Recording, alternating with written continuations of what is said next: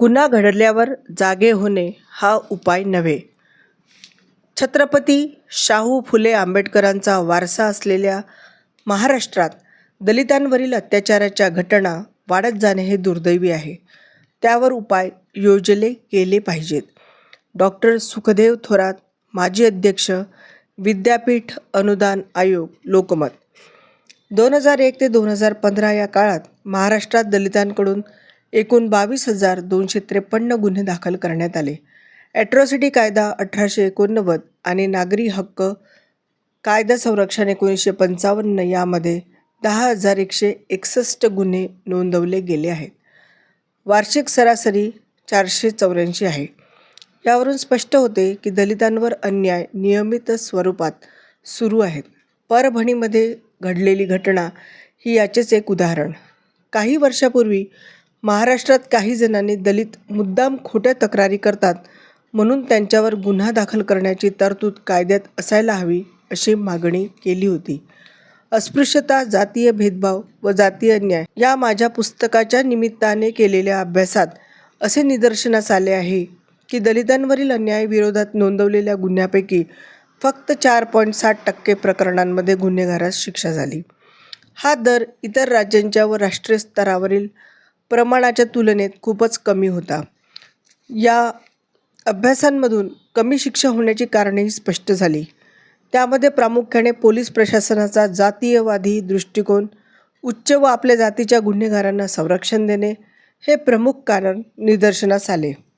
गुन्हा उशिरा नोंदवणे, कायद्याच्या योग्य कलमामध्ये नोंदणी न करणे, आरोपीची जात लिहिण्याचे मुद्दाम टाळणे, योग्य अधिकाऱ्यांतर्फे तपासणी न करणे, दलितांवर खोटे गुन्हे दाखल करणे, असे गुन्हे दूरच्या कोर्टात नोंदविणे, संबंधितावर सामाजिक बहिष्कार टाकणे, नोंदविलेल्या गुन्ह्यांमध्ये अशा अनेक उणिवा ठेवणे व त्यांची माहिती सरकारी वकिलाला देणे अशी कारणे अनेक दिसतात. अयोग्य पुरावा, आरोपीच्या जातीची नोंद नसणे आणि तत्सम कारणास्तव केस बरखास्त झाल्याचीही उदाहरणे आहेत. गुन्हा झाल्यानंतरही पुराव्याअभावी केस बरखास्त करण्यामुळे शिक्षेचा दर महाराष्ट्रामध्ये कमी आहे. भारतीय समाज कल्याण मंत्रालयातील स्थायी समितीने आपल्या 6व्या अहवालामध्ये 2014 ते 15 मध्ये म्हटले आहे, अत्याचार प्रतिबंधक कायद्याच्या अंमलबजावणीत शासनातर्फे स्वेच्छेने दुर्लक्ष, विलफुल निग्लेक्ट केले जाणे हे एक प्रमुख कारण आहे. Dilute the spirit of POA act, केसची नोंदणी न करणे, नियमानुसार चौकशी न करणे, कोर्टामध्ये योग्य वेळेत केस दाखल न करणे, अन्यायाचा बळी झालेल्या व्यक्तीला नुकसान भरपाई न देणे, संरक्षण न देणे, प्रशासनाच्या स्तरावरच्या या उणिवांची यादीच समाज कल्याण मंत्रालयाच्या स्थायी समितीने दिली आहे. ज्या उपजाती दलितांच्या हक्काकरिता संघर्ष करतात त्यांच्यावर जास्त प्रमाणात हिंसा करण्याची प्रवृत्ती आहे. 2014 नंतर दलित विरोधी जातीवादी प्रवृत्ती अधिक फोफावल्याचे दिसते.